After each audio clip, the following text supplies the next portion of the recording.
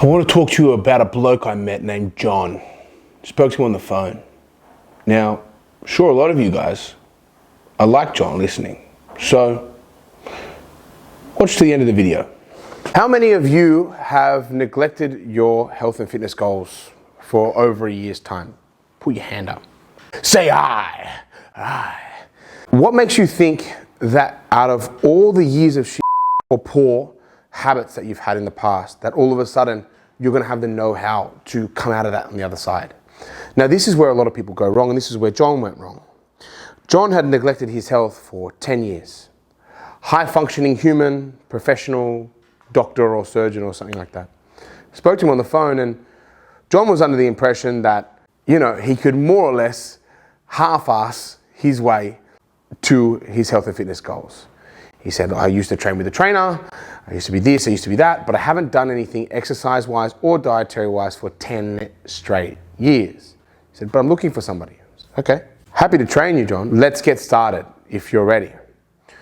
John said, well, look, I want to get started in the new year. I said, okay, John, no problem. And I want to get started for 4 to 6 weeks, and then work's going to get in the way, and then I'll come back in the middle of the year. And much like John is like everybody else thinks that a health and fitness thing can be done in 6 weeks, 12 weeks, and then you quit.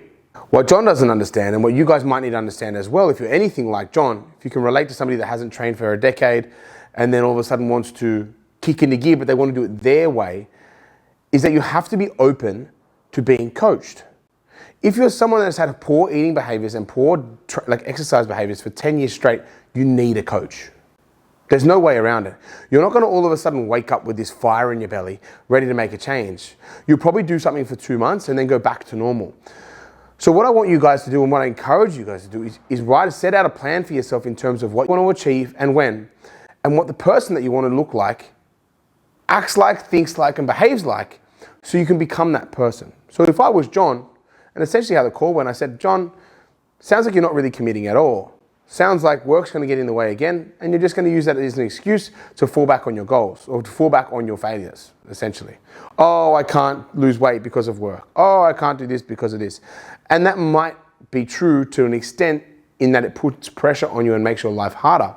But in no way is it impossible. And so what I guess I'm employing you guys to do who are listening is to think about things in a long-term approach. Look at consistency, whether it be 1 day a week training or 5. Doesn't really matter.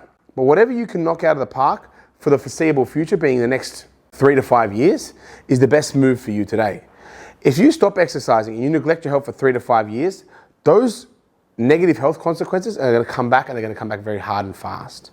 You're going to gain weight really fast, you're going to get weak really fast, and it's just a lose-lose scenario. So what you're better off doing, if you're anything like John, and you can relate to somebody that hasn't been in the gym for a long time, looking to start up your health and fitness goals, is set things in nice and slow, build up instead of start high, because then you'll just go low. Start low and go up nice and high. So I welcome you guys to think about your health and fitness goals in that sense, if you want to guarantee your success. If you want to stroke your ego for a couple of months and feel good about yourself, fine. Something to be said about that too, but it's not going to give you any long-term positive health outcomes. And that's what I want for you guys all watching here. Positive, long-term health outcomes. Hope this video helps, and hope this little story about John the high performer resonates with you enough to make a change. See you on the next one.